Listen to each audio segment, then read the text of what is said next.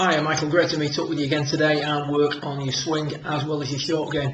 Just a quick recap on the work that we did. First of all, when we look at you from face on with your wedge on the left hand side, what we've got to try and get is a more consistent setup in regards to stance width and ball position. What we're going to do generally for pitch shots, keep the stance widened or narrowed relative to the length of shot you've got. So if you've got a full shot, take a full width of stance. If you've got a half shot, take half a stance, etc.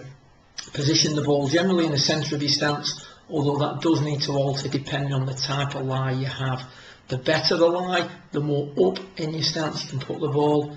The worse the lie, the more back in the stance you need to put the ball to accommodate the type of lie that you've got. Once you're in that setup position, the key when you're pitching is to make the backswing and the through swing consistent in length and consistent in pace. Now we did show you the pace issue via Tiger Woods in the footage. It was consistently paced going back and through.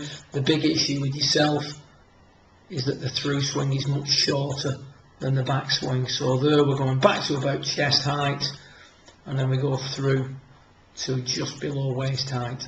So generally speaking, we just need to work on creating a more consistent action in regards to the length of swing and the pace of swing. So that's the pitching.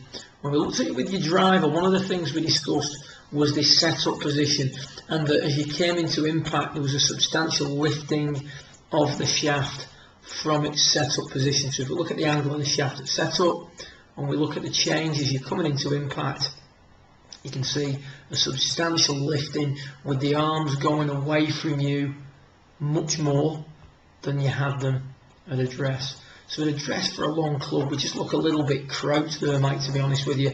We then discussed what should be happening in regards to your torso on the way back, and we've given you the drill to work on to stabilise this head position here.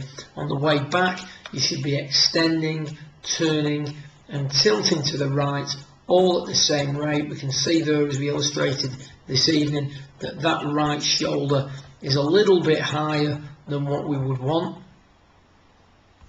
So that means that we're not really tilting right for long enough during the takeaway.